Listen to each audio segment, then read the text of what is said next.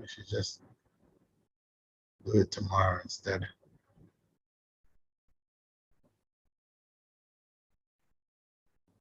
Hopefully the internet will be better.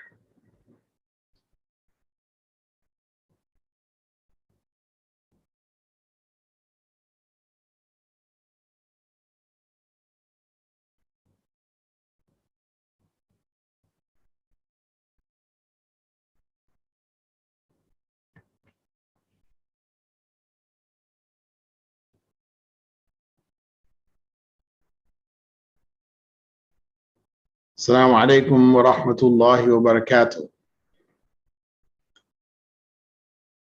Sorry about the slow start.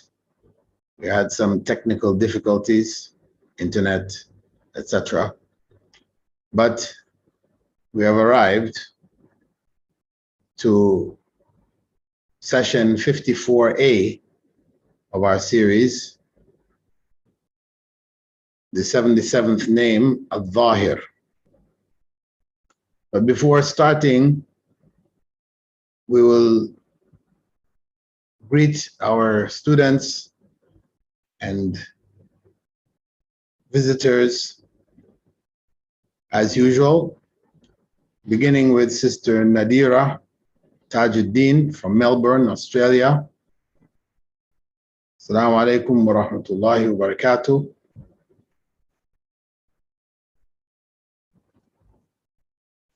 Followed by Roshan Ali, wa alaikum salam, Ridwan Muhammad, and Rashida Abdul Rashid from Virginia. Barakallahu fikum. Fathi Shazneen. Wa alaikum salam, also from Melbourne, Australia. Zahida Shah. Wa alaikum salam. Faisal Ali. Wa alaikum salam. Yasmin Ismail. Wa alaikum salam from South Africa. Sadaf Ali. Wa alaikum salam. Okay, with that brief greeting to our students, we'll now shift to our main program, session 54A.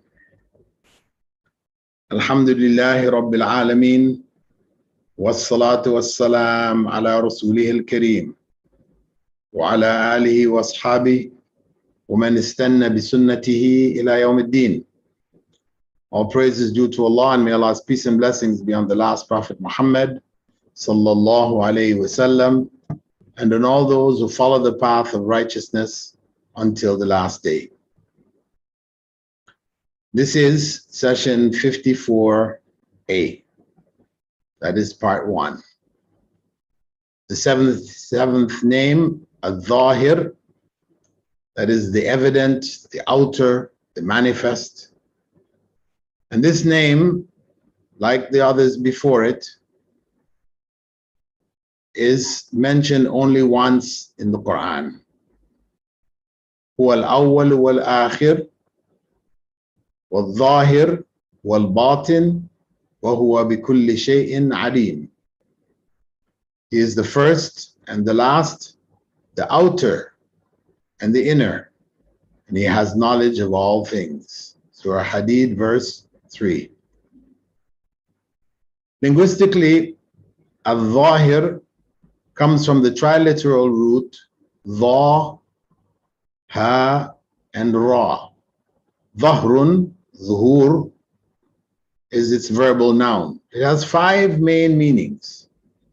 The first meaning is to be visible, manifest, and distinct. The second meaning is to open or to come out. The third is to ascend and to have a higher status. The fourth meaning is to subdue, to overcome. And the fifth is to help and to support others. This root appears some 59 times in the Quran, in 10 derived forms. Examples of these forms are ظهر is apparent, يظاهرون, they turn their backs, ليظهره, to make it prevail, and ظهره, its or his back. ظهير is the present participle in the fa'il intensive form pattern from ظاهر. Az-Zaahir is the most manifest, as everything other than him is only manifested by his attributes. He is high above his creation, and nothing is higher than him. This is the explanation given in Jami' al-Bayan, and it was chosen by An-Nahas in his book I'rab al-Quran. Al-Zahir was explained by the Prophet ﷺ himself in his statement describing Allah, وَأَنْتَ الظَّاهِرُ فَلَيْسَ فَوْقَكَ شَيْءٍ, and you are the highest and there's nothing above you. He's also the one who subdues everything and everyone, while on the other hand, he is the true helper, while others can only provide help and support through his aid. Relative to Allah, being al-Zahir is being the one who is above everything, yet manifest in all of the creation. His existence and oneness is apparent through all of the signs in the universe, yet he is not to be perceived by our senses in this world. According to az-Zujjaj, he is manifest to the intellect by way of his evidences and proofs of his existence and affirmation of his unique unity. Moving on to the application, according to Ibn Battal's 4 principles. Principle number 1 is to adopt where applicable. The divine name of Zahir, the manifest, may be adopted by human beings and applied in their lives in 3 basic ways. The first is to be intellectually certain about Allah's existence at whatever level convinces us. The second is to understand that Allah's essence is not within his creation, but above and beyond creation. The third is to be convinced about the authenticity of the Quran, that it is in fact from God. So the first, we'll call it A. The first is proofs of Allah's existence from creation. Allah al-Zahir, the evident, promised to show his creatures from among humankind and the jinn enough signs, whether in nature around them or within themselves, to prove to them of his existence. The Almighty and the evident said, سَنُرِيهِمْ آيَاتِنَا فِي الْآفَاقِ وَفِي أَنفُسِهِمْ حَتَّى يَتَبَيَّنَ لَهُمْ أَنَّهُ الْحَقُّ. We will show them our signs in the universe and within themselves until it becomes clear to them that this Quran is the truth. Surah Fussilat, verse 53. Belief in God's existence. First and foremost, it should be noted that belief in God's existence is not illogical, as it is without evidence, while disbelief is logical. First and foremost, it should be noted that belief in God's existence is not illogical, as commonly said by modern atheists, because it doesn't have evidence. That's their claim. Whereas, as atheists, denying God's existence, that is more logical because there's no evidence for his existence. Leading ancient Greek philosophers like Plato, who died in 347 before the Christian era, and Aristotle, who died in 322 before the Christian era. Intellectual giants whose thoughts are still studied today in universities of the East and the West as the peak of intellectual rationality, both concluded that God must exist. Plato argued design indicates a designer, while Aristotle argued that the cause and effect chain of things, which could exist or not exist, must come to an end. The ancient Arabs used to allude to this idea of design in their proverb, camel's dung indicates the camel's presence. When human beings walking on a beach come across footprints in the sand, they immediately conclude that a human being had previously walked by there. That would be the first thought to come to their minds, and not the possibility that the waves of the sea settled in the sand and by chance produced prints looking exactly like human footprints. Similarly, if somebody was asked where he got his new table from, and he replied that yesterday, while he was in a forest at the bottom of a mountain, a tree fell on the side of the mountain near the top and splintered into 5 pieces of wood, one looking something like the top of a table and the other 4 looking like table legs.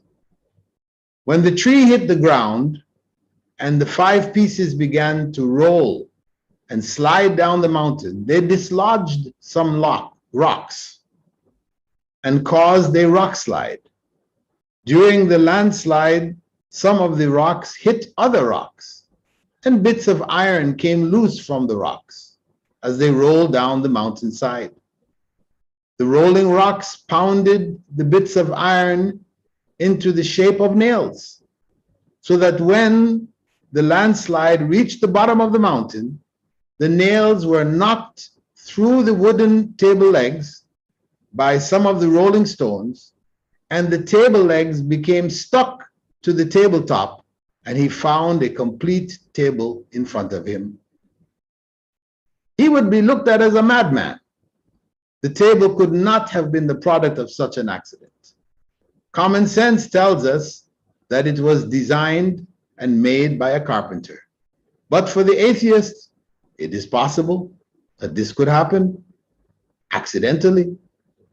Consequently, it is not surprising to find that all human societies throughout human history, with very few exceptions, have believed in the existence of God. It is only in the 20th century that whole societies have become established based on the denial of God's existence, like Russia and China. States under their control also. Systematically, they taught atheism in all of their institutions of learning. However, after the fall of Russia, the Soviet system, and the abandonment of communist economics in both China and Russia, the resurgence of religion in both countries has been phenomenal. In Russia, it is even more so. Anthropologists and sociologists and psychologists have long held the belief that God and the belief in God was acquired by nature and not natural. This was a natural result of their Darwinian views, which considered humans essentially animals, and thus the absence of religion among apes indicated that it must be man-made. However, the Prophet ﷺ 1,400 years ago informed us that the belief in God was a part of the nature with which Allah created us. He said, مَا مِن مَوْلُودٍ إلا يولد على الفطرة فأبواه يهوداني وينصراني ويمجساني. Every child is born with a natural belief in God, Islam. It is his parents who makes him a Jew, a Christian, or a Magian. Just as animals give birth to young with their limbs perfect. Have you seen any deficiency in them? Abu Huraira then said, read if you wish the nature in which Allah has created people. Allah's creation cannot be altered. That is the right religion. فطرة الله التي فطر الناس عليها لا تبديل لخلق الله ذلك الدين القيم. Surah Rum, verse 30. The father of psychiatry, Sigmund Freud, on the other hand, proposed that the Oedipal complex was the basis of human belief in God. And he fabricated a preposterous story to illustrate it. Oedipal complex is something which has been observed, among children as they grow up from infancy, that they become jealous of the father and try to come between the father and the mother if they sit together and things like this. And in the story of Oedipus, it's an ancient Greek myth, he kills his father and marries his mother. But of course, this is a ridiculous story, but as Sigmund Freud made a story out of this, that the first family that came out of living in caves and came out and they were living together. The father was the one going out and killing the animals, bringing the food. Mother is at home cooking the food, tending the fields, whatever. Children get jealous of the father, so they kill him. Now, after he's died, he's no longer there to protect them from the animals, etc. So they make up a god in the sky, make up a father in the sky, father who is still looking over them, even though they killed him. And it's from that belief, it became instinctive in them to look up to the father to protect them. This is total nonsense. But anyway, that's Sigmund Freud's story. However, some modern researchers increasingly leaned to the conclusion that belief in God must be natural for it to be so widespread. But they were laughed out of conferences in which they presented their conclusions. But in 1997, experimental evidence for the inherent belief in God was found. Most of us never even heard about this. It appeared in the newspapers, and basically, we didn't hear too much more about it afterwards. There was an article written by Steve Connor, who was a science correspondent, which he titled, "God Spot is Found in the Brain." Scientists, he wrote, believe they have discovered a God module in the brain, which could be responsible for man's evolutionary instinct to believe in God. See, they're referring it, the belief in God, as being an evolutionary instinct. It's there, natural. A study of epileptics who are known to have profoundly spiritual experiences has located a circuit of nerves in the front of the brain, which appears to become naturally active when they think about God. The scientist said that although the research and its conclusions are preliminary, initial results suggest that the phenomenon of religious belief is hardwired into the brain. Epileptic patients who suffer from seizures of the brain, of the frontal lobe of the brain, said they frequently experience intense mystical episodes and often become obsessed with religious spirituality. So, of course, to deal with that, evolutionary scientists have suggested that belief in God, which is a common trait found in human societies around the world and throughout history, may be built into the brain's complex electrical circuitry as a Darwinian adaptation to encourage cooperation between individuals. Of course, they're going to come up with an explanation, a Darwinian explanation, but it's just, you know, total nonsense. Like when people speak about evolution and you hear them talking about plants doing this and doing that so that they can, you know, catch animals and, you know, flies and whatever. It's just really preposterous. Anyway, that article was quite long. Actually, I just read a portion of it. Anyway, many of the verses in the Quran that talk about believing in God, very few can be found actually speaking about belief in his existence. When they talk about God, they talk more about, you know, God clarifying things, God guiding the people, sending prophets, you know, causing the destruction of some people, etc., etc. But not talking about, is there a God? Or why should we believe in God?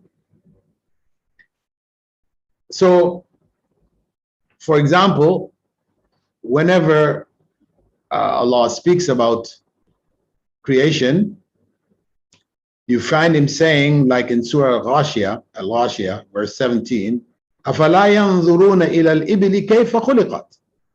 Won't they reflect on how the camels were masterfully created? That's clear proof that there is God. That stands for itself. The camel, built, designed specifically to live on the desert. So what is used there is design indicates a designer. And as we said before, this was the argument which was used by Greek philosophers from prior to the Christian era. They call it BCE.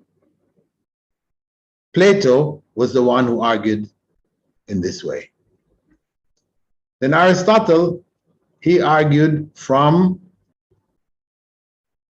the cause and effect chain must come to an end. But this design indicates a designer. The variety and complexity of the intricate systems which constitute the fabric of human existence indicate that there must have been a supreme being who created us. That's the conclusion, the only logical conclusion. Furthermore, since purposeful action is a natural product of human intelligence, reasonable human beings will logically conclude that the supreme intelligent being who created them must have done so for a purpose. Therefore, human beings need to know the purpose for their existence in order to make sense of this life and to do what is ultimately beneficial for them.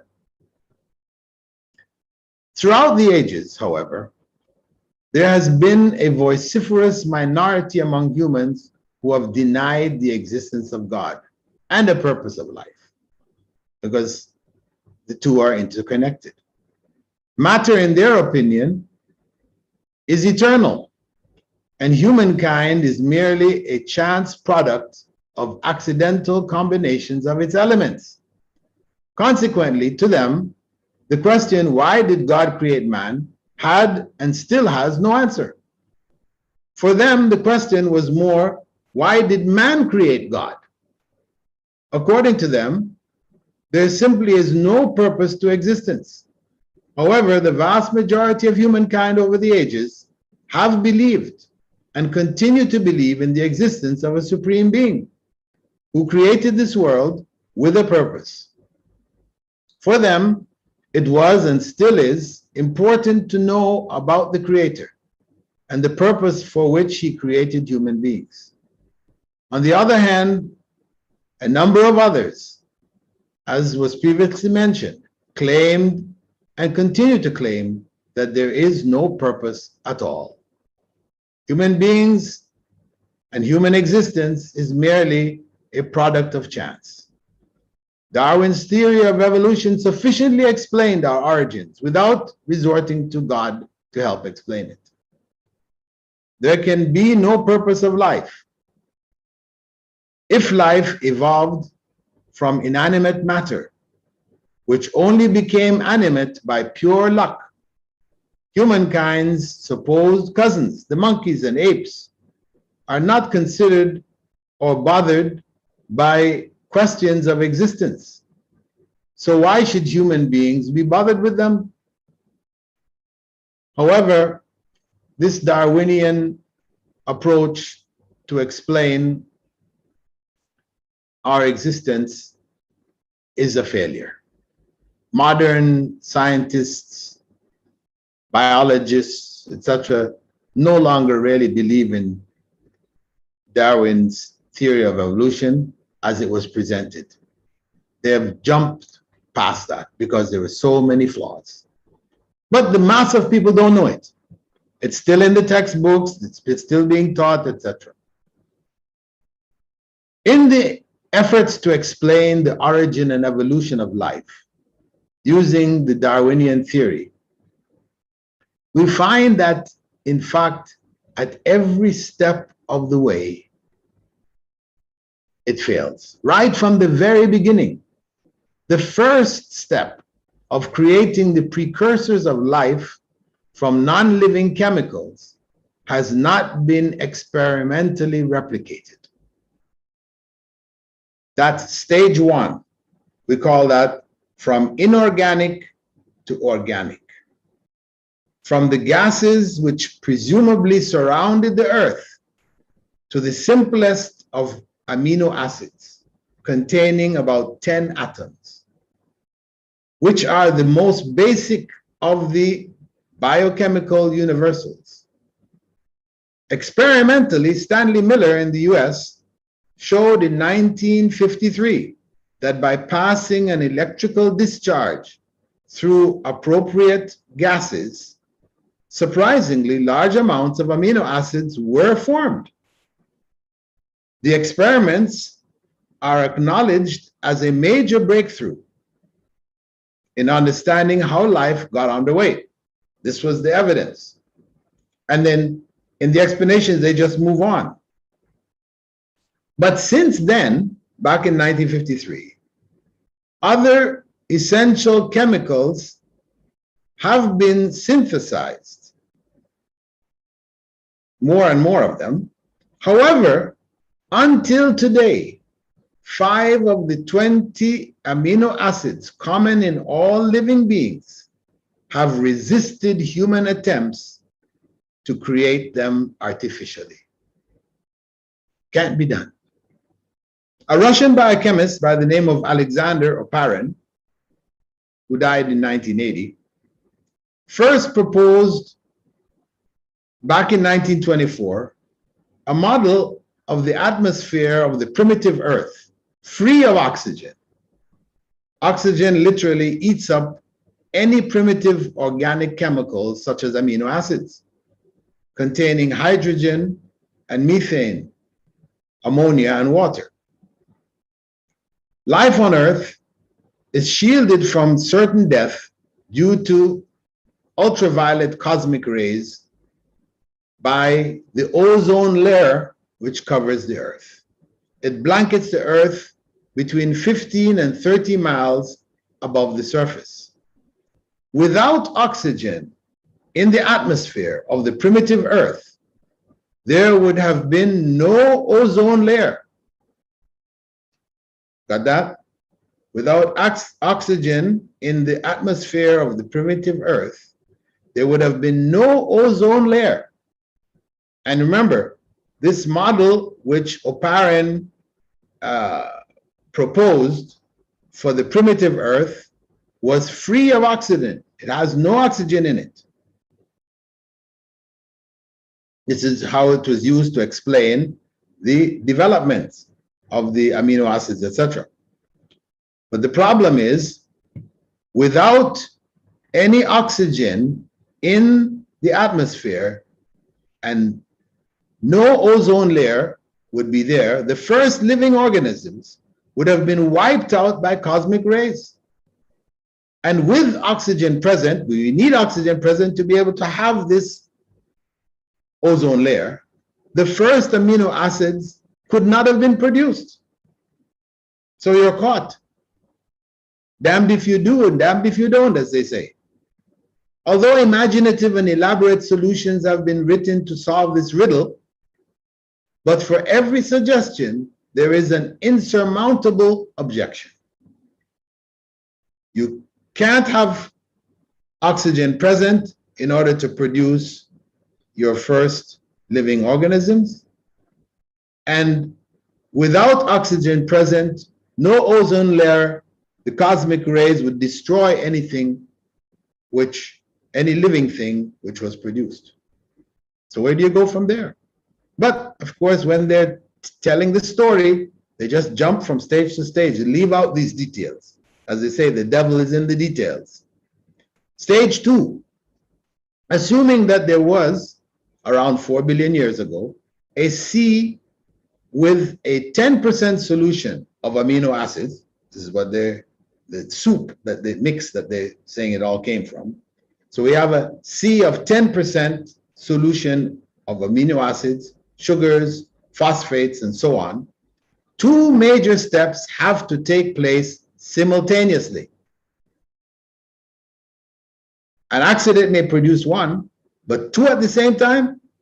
Amino acids must link together to form proteins, and other chemicals must join up to make nucleic acids, including the vital DNA.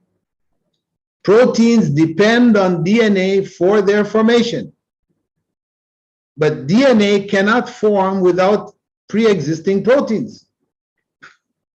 So how? Nor is it relatively easy chemistry to explain this. Proteins are highly complex molecules. Where an amino acid consists of typically 10 atoms, a protein may have thousands. Stage 3. So can't get past stage 2. But stage 3, when they hop, formation of the nucleus. How did you create the nucleus for the cell, where it now is going to control the cell itself? How? How did the nucleus come to be? No explanations. Only fairy tales. Stage 4, formation of the cell wall. Okay, after you got your nucleus, containing your key components, and you have your cytoplasm around it, it would be washed away all the time. You need a cell wall to hold it together for that whole cell to function. How? How did the cell wall, where did it come from? No explanations again, accidentally. So, when the story is told Hollywood style, all of the fine details and the insurmountable transitions are left out. A cell is formed in the primordial soup. It multiplies and organisms are formed. Then fish evolve, which eventually climb up on the land and climb up into trees. Some fly away as birds, and others get bigger and climb back down, and monkeys and human beings were born. Quite a fairy tale. That's reality. And the Darwinian theory has no end of similar flaws. But another major flaw in the theory, which was set forth by Charles Darwin, that he recognized himself way back in 1882, before he died. In his book on the origin of species, he asserted there that all creatures evolved within a chain of coincidences and essentially differentiated from one another as a result of mutations. He didn't use mutations at the time. Later on, scholars added that clarification. So according to the fundamental assertion of the theory, all living things go through minute and coincidental changes. If these coincidental changes help the creature, then it gains advantage over the others.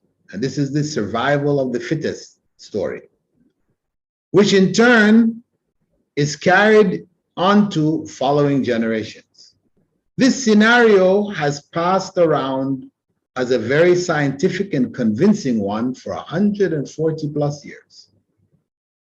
However, if we focus on the coincidental changes, Darwin could not provide a comprehensive definition to this concept. He just explained it this way. Due to his lack of genealogical knowledge and knowledge of that time, the evolutionists who followed him put the concept forth as mutation. Mutation is the engine for the coincidental changes. Because mutations are taking place all the time. The cosmic rays, someone that get through whatever, will cause mutations. However, mutation, if we define it, is a product of arbitrary disconnections, dislocations or shifts of the genes in living things. Most importantly, it is the point that should be noted, is that not one single mutation in history of science that has been shown to improve the condition of the genetic information of a creature.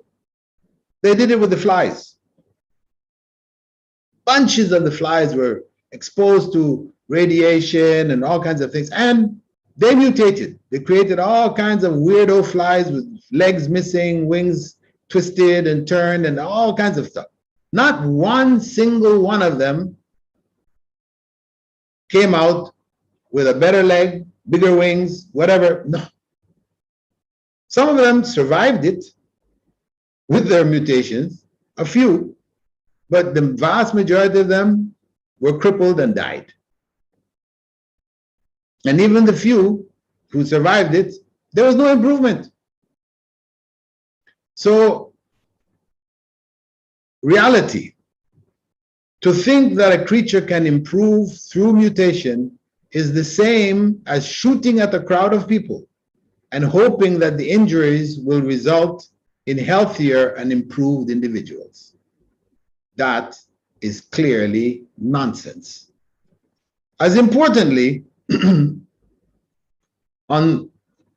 contrary to all the scientific data, even if one assumes that certain mutations could actually improve a being's condition, Darwinism still cannot be delivered from inevitable collapse. The reason for this is a concept called irreducible complexity. The implication of this concept is that the majority of systems and organs in living things function as a result of various independent parts working together. Elimination or disabling of even one of those parts would be enough to disable the entire system of the organ. For example, an ear produces or perceives sounds only through a chain reaction of smaller organs which make up the ear. The ear is not just this outer piece that we see.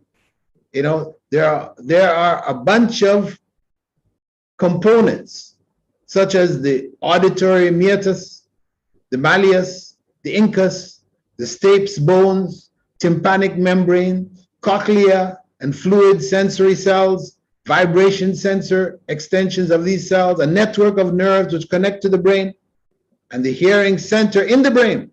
They all have to work together without exception.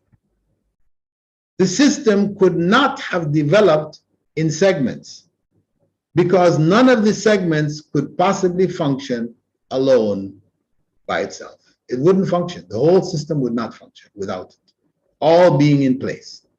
Hence, the concept of irreducible complexity demolishes the theory of evolution from its foundations.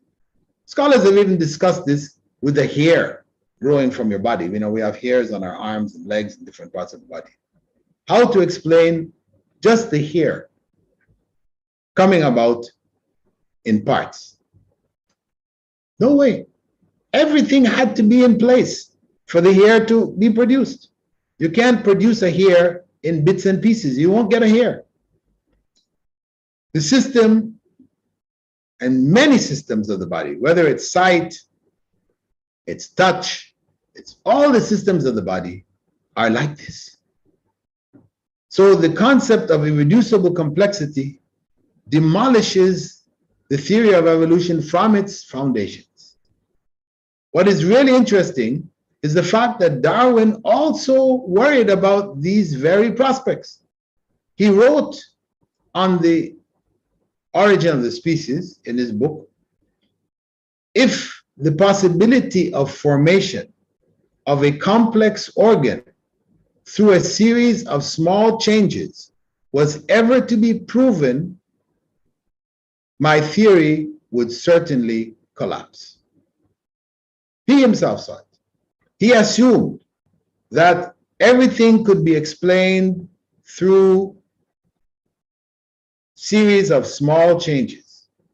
But if, as he said, it was shown, because the knowledge of these systems, the air and how the air works, they didn't have this knowledge that it had all these different parts to it that were needed. So they just thought, okay, there's a hole, goes into your brain, you hear. So making a hole developing, simple. But it's far more complex than that. As he himself said, justifying his claim, however, I could not find any such organ. Back in his time, 1882, when he died, there were no organs that could be seen to be so complex that they couldn't be formed bit by bit gradually. Reality is, of course, that 20th century, in its study of nature, gets down to the minute details in the 21st century and proved that the majority of living structures embody irreducible complexity. Therefore, Darwin's theory has certainly collapsed from these perspectives. I remember when I studied the cell, I like biochemistry. I hope I bored you with too much of this material. But I remember when we looked at, they had identified this body in the cell, cytoplasm around the nucleus. They called it the mitochondria. They didn't know what it was for. They couldn't figure out. They said, oh, it's probably some leftover from evolution. You know, in the evolutionary process with all these, you know, changes taking place, you know, some bits and pieces were just stuck in there, left in the cell. They seem to be in all the cells, but, you know, they obviously were not doing anything. So, like the appendix, the only thing that happens is it goes bad and you want to cut it off, get it out of there before you die. It's a leftover from evolution. However, the mitochondria, 10 years later, 20 years later, became a critical part of the cell. The role of the mitochondria in all these different functions of the cell became massive. Before they said it was nothing. It was just like a piece left over. This is the problem. So how did the mitochondria get into the cell? It's not like the cell went and captured the mitochondria. Mitochondria was made outside. No, because the things needed to make the mitochondria in the cell are the same things that are going to be needed outside the cell. And if you are outside of the cell, you don't have the things to make it, then where are you going to get it from? It's a total headache. A headache for the Darwinian scientists. B, if we leave existence of God to the evidences that are sufficient for us, it is important to understand that Allah is above His creation. Allah az-Zaahir, most great and glorious, has described Himself in His revealed books and through His prophets in order that human beings may have a better understanding of just who He is. This is why Allah explained about Himself. It wasn't just to write things about Himself so He's known as a name. He did it in order for human beings to know who He is. Since the human mind is limited in its knowledge and scope, it is impossible for it to understand something which has no limits.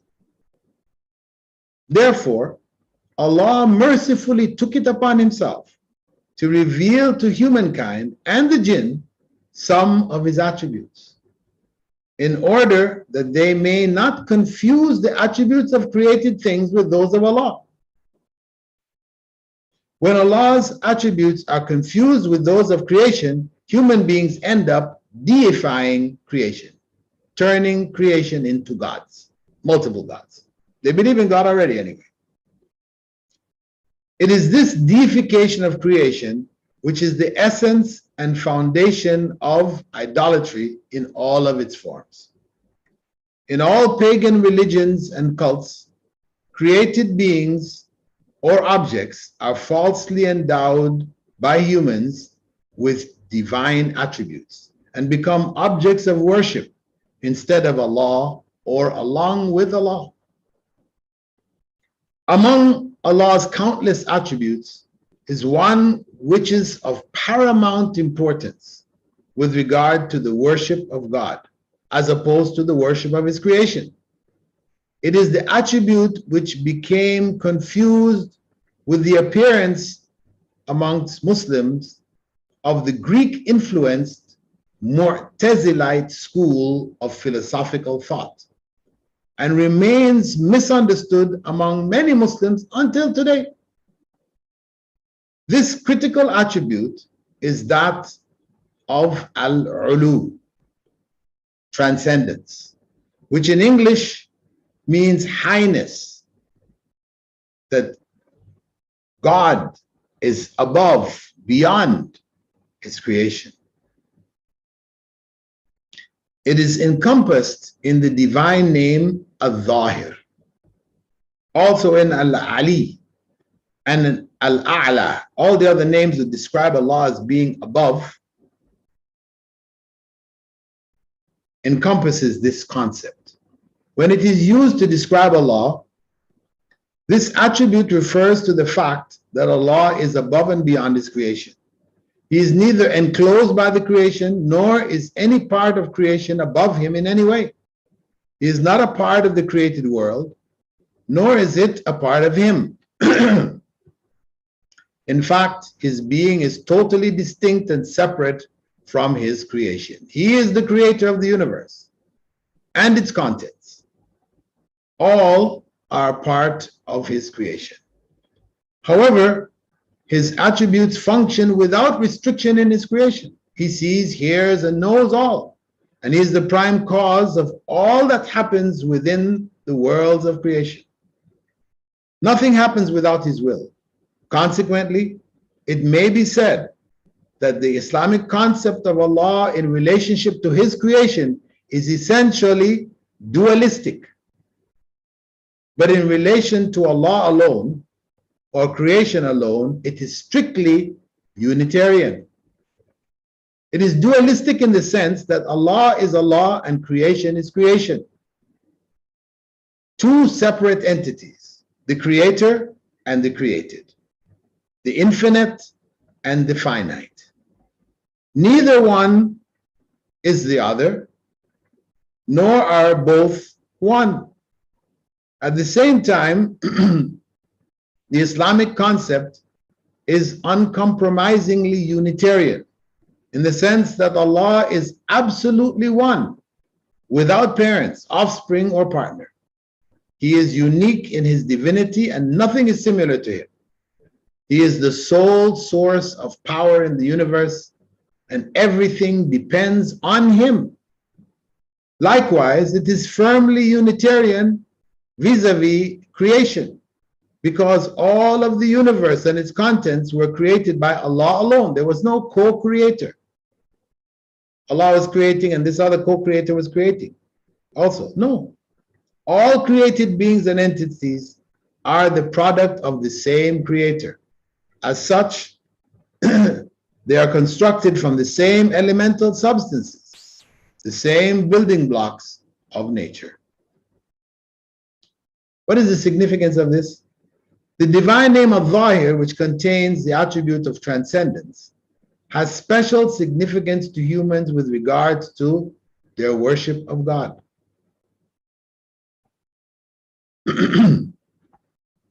Prior to the arrival of Islam in its final form, human beings had strayed far away from the implications of this noble attribute. Christians claimed that Allah had come to the earth and became flesh and blood in the form of a man, Prophet Jesus, alayhi salam, whom they claim was crucified and died, in spite of the contradictions. The Jews before them also claimed that Allah came down to the earth in the form of a man and lost in a wrestling match with Prophet Yaqub.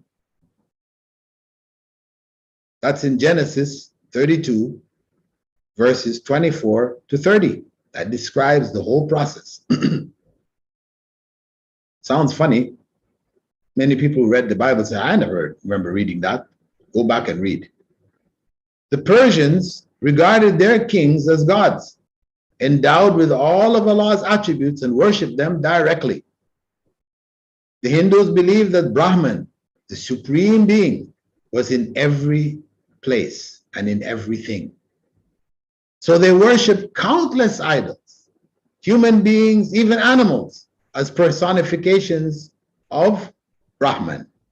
In fact, this belief has taken Hindus to the incredible state wherein they actually make pilgrimage to their holy city of Benares to worship the god Shiva, who is personified as a structure, as an erect male organ, which they endearingly called lingam.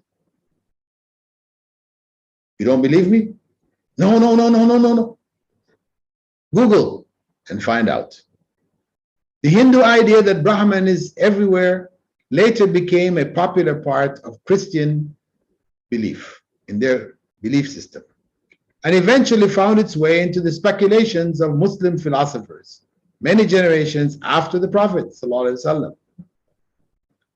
When the philosophical books of India, Persia, and Greece were translated during the golden era of the Abbasid Empire, the concept of Allah being everywhere and in everything was introduced into philosophical circles and became a foundational principle in the creed of most Sufi mystical orders.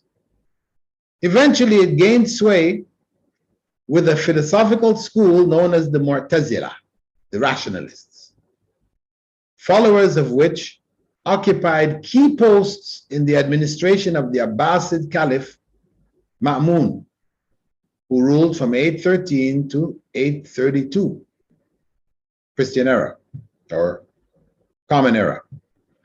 With the blessings of the Caliph, they vigorously propagated this belief with the other distortions contained in their school of philosophy.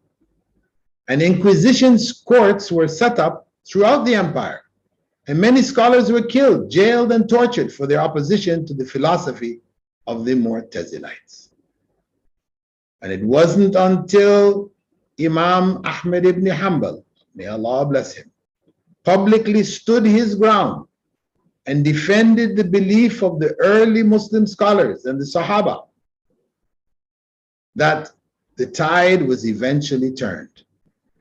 He stopped it in its tracks. During the reign of Al-Mutawakkil, who reigned from 847 to 861 of the Christian era or Common Era, the Mu'tazilite philosophers were removed from sensitive administrative posts in the government, and their philosophy was officially condemned. Although most of their ideas died out in time, that of Allah being everywhere, that is immanent or omnipresent, has remained to this day among the followers of the Ash'arite school of thought. This school was founded by scholars who left the Mu'tazilite philosophy and attempted to refute the Mu'tazilite thought from a philosophical basis. However, they were not able to extract themselves completely as a group, though the founder, Abul Hassan, did get out and called people back to the original understandings. So the ideas continued. Since the greatest sin in God's sight is the worship of others besides Him or along with Him, and everything besides Him is His creation, the principles of Islam are all either directly or indirectly opposed to the worship of Allah's creation. The fundamental tenets of the faith make it very clear that the Creator is the Creator and what He has created is created. They are two different entities. Consequently, there are a number of proofs and evidences based on the essential teachings of the Islamic creed that have been used by Orthodox Muslim scholars to establish the fact that Allah is az-Zaahir, al-A'la, al-Ali, al-Muta'al, totally separate from and above His creation. I'm going to just now mention a few of the many proofs which scholars have used. The first may be called the natural proof. Human beings, from the Islamic viewpoint, are born with certain natural tendencies, and they are not purely a product of their environment. This fact is based on the Quranic passage in which Allah explained that when He created Adam, He extracted from him all of his descendants and made them bear witness to His unity. This is in Surah Al-A'raf, verse 172. This concept is further emphasized by the Prophet ﷺ's statement that every newborn child is born with an inclination to worship Allah, but it is parents or environment, because they represent the environment, they are the ones that make him a Jew, a Magian, or a Christian. Therefore, human beings' natural reaction to the full implications of Allah or God being everywhere may be used as a measure of the accuracy of this belief. If the belief in God is natural, then the natural responses to the implications of God being everywhere should support that belief. The point is that if Allah exists everywhere and is present in everything, it would imply that his essence could be found in filth and filthy places. When confronted with this implication, most people are naturally unable to accept any statement which claims that Allah, the creator of the universe, is present in man's feces and excrements. Or in other words, places not befitting of his majesty. Therefore, it may be concluded that since a human or human being's natural instincts placed in him by Allah reject the claim that Allah is everywhere, it is highly likely that such a claim would be incorrect. Those unwilling to give up the God is everywhere belief, they argue that man's repulsion towards this concept, God being in his feces, is a result of upbringing and conditioning. It's not really a result of natural instincts, but the vast majority of young children raised in communities where they are taught that God is everywhere still automatically reject this concept without any hesitation or contemplation, even though they were previously indoctrinated with the idea that Allah is everywhere. I've tested it out myself in classrooms of children, and the children will give you many other places. They'll say, okay, he's not in the chair. Couldn't be in the chair because I'm sitting on a chair. Means I'm sitting on God. Oh, once others say, couldn't be in our pencils because we're sharpening our pencils and they're falling off and breaking up. And they will tell you no end of places where he couldn't be, because it doesn't make sense. So that's natural inclinations. The prayer itself is proof. According to the rules and regulations governing prayer in Islam, places of worship must be completely free from statues or pictorial representations of God or his creation. And the various positions of worship used in formal prayer, bowing and prostrating, are prohibited from being directed to anyone or anything besides God. If Allah were present everywhere and in everything, it would be perfectly acceptable for people to direct worship towards each other or towards themselves.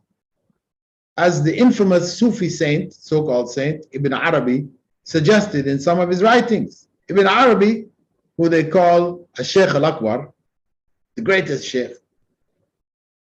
he said in one of his writings, "Glory be to He who made all things appear while being their essence. It's all one. Everything is Allah." It would also not be possible to logically convince an idol worshipper or one who worships trees or animals that this method of worship is wrong and that he should only worship the unseen God, Allah, who is alone without partners. The idolater would merely answer that he is not worshipping the object itself, but the part of God which is inside of those objects, which God, who incarnated himself in human or animal form, did. This, in discussing it, you talk to the average intellectual, educated Hindu who's worshiping an idol, and you ask him, how can you worship this idol? You know, we can break it anytime. Falls down, it breaks, break it ourselves. So we're not worshiping the idol that you see. It is God who becomes concentrated in the idol at the time of our worship. That's their explanation. However, whoever worships idols, objects, animals, etc., are considered to be disbelievers, even though they believe in God within these creatures, etc. regardless of the rationale which is given.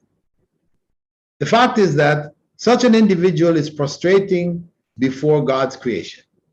Islam came to take man away from worship of man and other created beings and lead them to the worship of the Creator alone. Therefore, the commandments in Islam concerning worship clearly indicate that Allah is not found and is not to be found in created things. He's totally separate from them. From the Quran itself, there are innumerable verses in the Quran that state that Allah is above His creation. They are found in almost every chapter of the Quran, either directly or indirectly.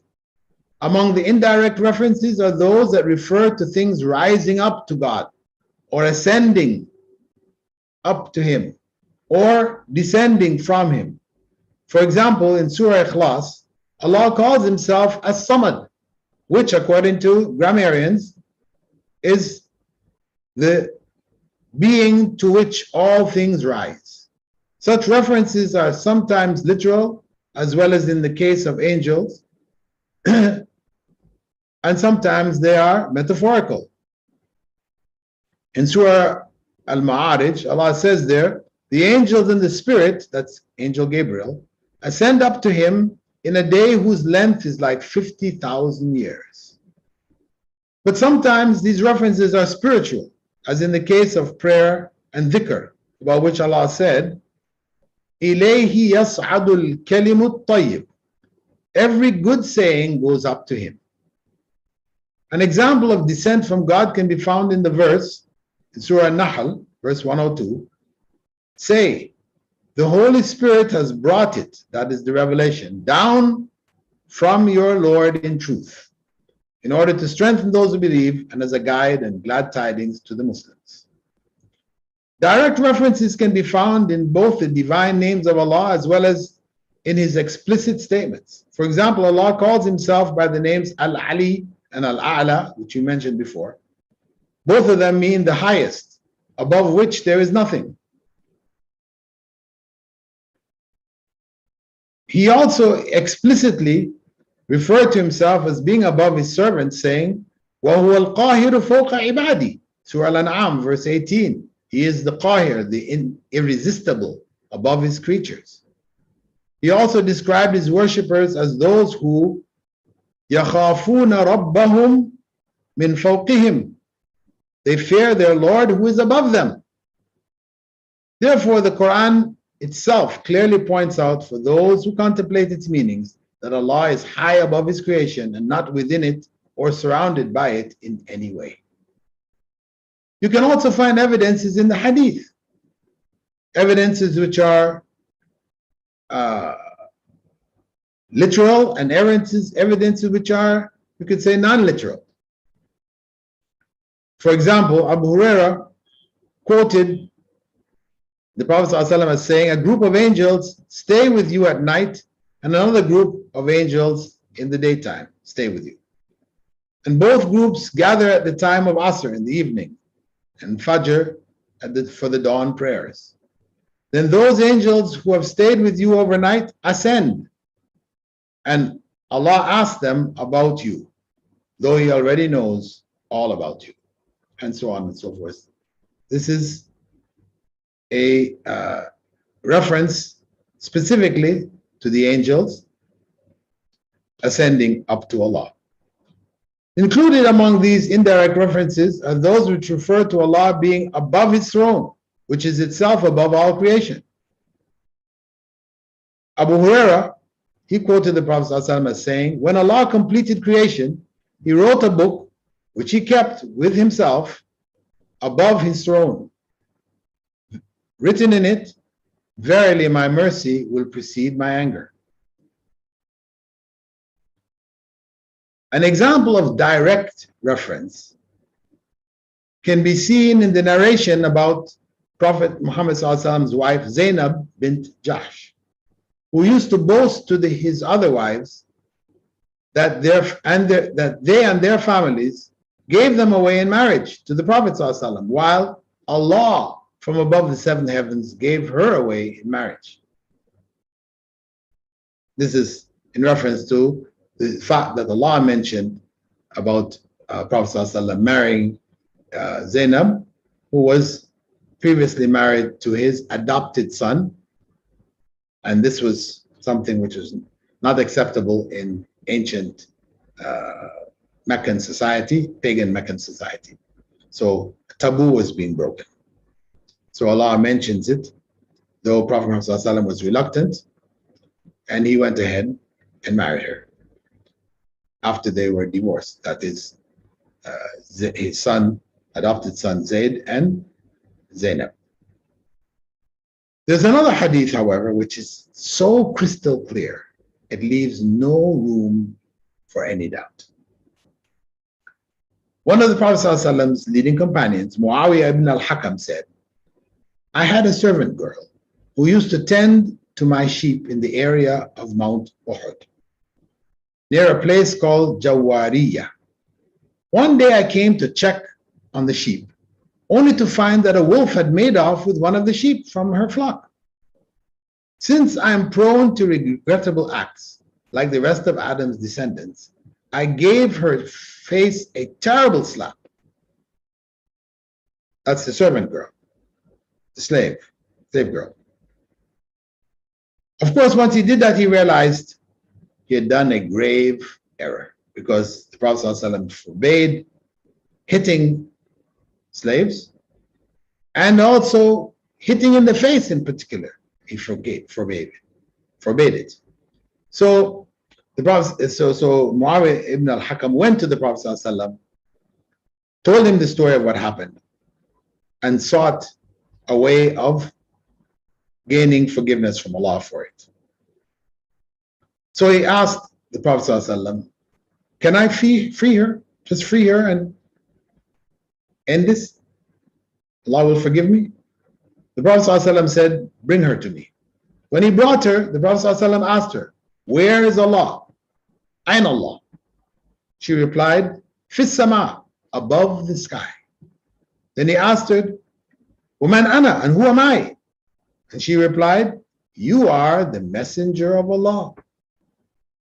He turned to Muawiyah ibn al-Hakam and said, free her, i'tiqha, فَإِنَّهَا مُؤْمِنَةٌ, for she is a true believer.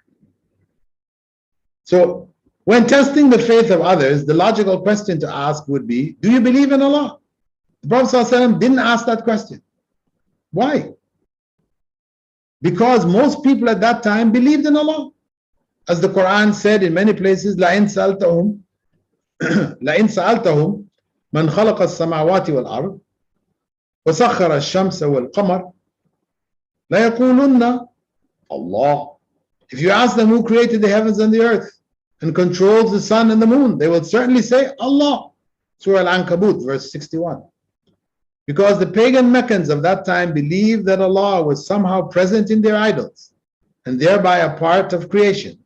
The Prophet ﷺ wanted to determine if her belief was confused and paganistic like the other Meccans, or whether her belief was clearly Unitarian and according to the divine teachings of Islam. Hence, he asked her the question which would determine whether she knew that Allah was not a part of His creation, or whether she believed that God could be worshipped in His creation. Her answer, that He was above the heavens, was considered to be proof that she was a true Muslim. And it was the only valid answer to the question, where is Allah? Because the Prophet ﷺ judged that she was a true believer on that basis. Obviously, Allah is not everywhere, as some Muslims believe even until today.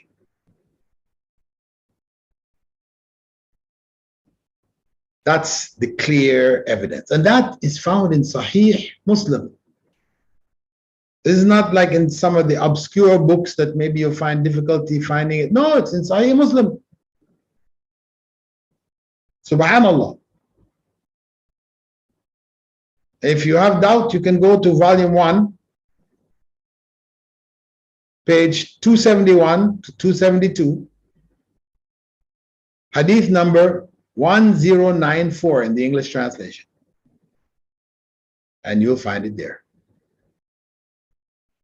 Also, the consensus of early scholars.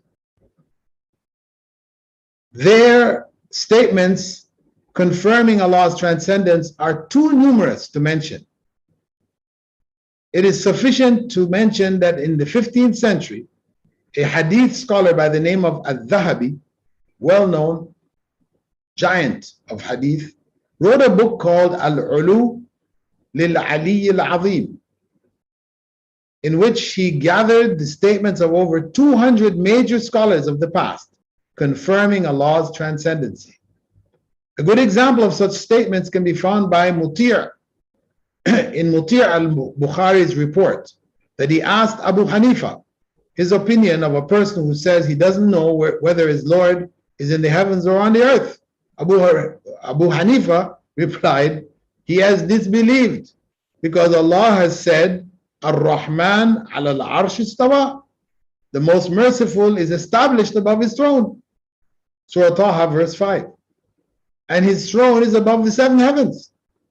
That's Imam Abu Hanifa continued to say. Al-Balakhi then said, what if he said that he is above the throne, but he's not sure whether the throne is in the heavens or the earth? Abu Hanifa replied, he has disbelieved, because he has denied that he, Allah, is above the heavens. And whoever denies that he is above the heavens has disbelieved. This is the Quran. Though many who follow the Hanafi school of law today claim that Allah is everywhere. When I first became a Muslim, I was given a book written in India, Pakistan, called Basics of Islam or something like this. In it was a catechism of belief. Question, answer, question, answer, question, answer. First question, who is your Lord? Who is your God? Answer, Allah. Second question, where is Allah? Answer, everywhere. I read it, accepted it, and carried on. It wasn't until I was studying in Medina, in university, when we're studying the concepts of Tawheed, Asma al-Sifat, etc., that it became clear that that teaching, and that's some 3-4 years later, that teaching was false. And the incident in which Abu Hanifa's main student, Abu Yusuf, told Bishr al-Marisi to repent when he denied that Allah is above the throne. It is recorded in a number of reliable theological works written during and about that era. So in summary, it can be safely said that according to Islam and its key principle of Tawheed, in relationship to the divine names az-Zaahir, al-A'la, al-Ali, al-Muta'al, etc., which express Allah's transcendence, Allah is completely separate from His creation. Creation neither surrounds Him nor is above Him in any way. He, Allah, is above all things. This is the classical conception of Allah according to the sources of Islam. It is very simple and firm and leaves no room for the type of misconceptions which often lead to the worship of creation. This view, however, does not deny that Allah's attributes operate throughout His creation. Nothing escapes His sight, as He is Al-Basir. Nothing escapes His knowledge, as He is Al-Alim. Nothing escapes His power, as He is Al-Aziz, and so on and so forth. So, regarding all of Allah's names, which contain attributes, they are in operation throughout the creation. But just as it was considered a major advancement in technology to be able to sit in the comfort of our homes and watch events taking place halfway around the world, Allah sees, hears, and knows what happens in the universe without having to be inside it. Before, we couldn't see, hear, and know what's going on in Iraq or amongst the Rohingyas or the Uyghurs or wherever in Palestine, etc. We couldn't unless we were there. Somebody brought the news from there or whatever. Then with television, we're now able. And we see that as technology improvement. So Ibn Abbas was reported to have said, in Allah's hand the seven heavens, the seven earths and their contents, as well as what is between them, is like a mustard seed in one of our hands. So just as remote control TV was considered a great technological improvement over manual control, we had to go and press all the buttons. Allah's power operates unhindered within the smallest elements of creation without Him having to be present. Without Him having to be present in the spot, in the place, etc., in order to control what's going on. In fact, the concept that Allah is within His creation is really a form of shirk in Tawheed al-Asma wa Sifat, whereby Allah is given some of our human weaknesses. It is humankind and the jinn who have to be present in the world for them to see and hear and know and effect changes, etc. in it. Allah's knowledge and power, on the other hand, has no bounds. Even humankind's thoughts are totally exposed to Allah. Likewise, the emotional workings of the human heart is subject to Allah's control, which is why the Prophet ﷺ often used to say and pray, according to what Salama said when she was asked, which is the supplication that the Prophet ﷺ used to make most frequently. She replied, and he's talking about most frequently in her home. Salama is one of his wives. She replied, he most frequently supplicated, saying, Ya muqallib al-qulub, thabbit qalbi ala dinik. O controller of the hearts, make my heart steadfast in your religion. Barakallahu feekum. Assalamu alaikum wa rahmatullahi wa barakatuh. We have now come to an end, or to the end, of part 1 of session 54A.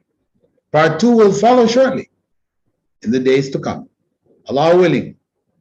In it, we will, inshallah, cover the third part of the first principle, along with the remaining 3 principles for adopting and applying the beautiful names of Allah, as proposed by the Andalusian scholar of the 12th century, Imam Ibn Battal. Our dua using the divine name az-Zaahir will be made at the end of part 2, insha'Allah. Assalamu alaikum wa rahmatullahi wa barakatuh. We will now shift to the third portion of our program, which is answering questions and answering your questions. Though today I will have to leave early, I will only take a few because we had a late start and that has affected our time frame here, and I'm fasting and the fast has come to an end. First question, Razak questions, are the jinn and aliens the same? Allah knows best. They might be. Somebody else asks, saying, oh, this is Tawfiq from Ghana. Please recommend for me whether to start with Arabic language or Islamic studies first in your IOU. It depends. You can start with either. If you start with Islamic studies, you're going to get Arabic anyway. You must study Arabic throughout the 4 years of study in the IOU, Bachelor's of Arts in Islamic Studies. However, that level of Arabic that you reach at the end, because you're only studying it, as a subject, one subject each semester, is not the same as studying Arabic complete or even intensive Arabic. We have an intensive Arabic course, 2-year course, which you could take simultaneously along with your BAIS program, if you wanted to. Beamish Durrani asks, Isha prayer, can we read 4 Fard and 3 Witr? What in total do we have to pray in Isha prayer? There's no have to pray. What the total you have to pray for Isha is 4 Rak'at. I know you've been told all these stories, you got 23 Rak'at and all kinds of things. And I was very shocked when I first heard that, as a teacher in school from some of my students from the Indian subcontinent. that these big numbers were being, no, it's when I told them it's fard. Dhuhr is only 4 rakat. No, but we heard that it was like 13 or 15 or, I said, no, it's just 4. Asr is 4. Fajr is 2. Maghrib is 3. Isha is 4. Just 4 units of prayer. There are recommended additional prayers that one may do. You know, the sunnah before and sunnah afterwards, etc. These are all recommended. You don't have to do them.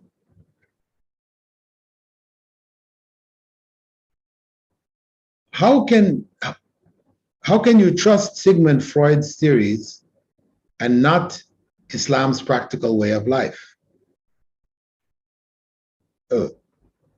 Me? So you're asking how can you, meaning how can people? I guess because I don't trust Sigmund Freud's theories. It's total nonsense.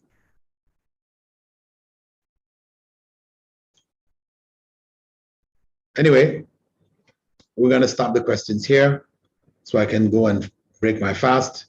Barakallahu fikum. Subhanaka Allahumma wa bihamdika. Ashhadu an la ilaha illa ant. Nastaghfiruka wa natubu ilayk.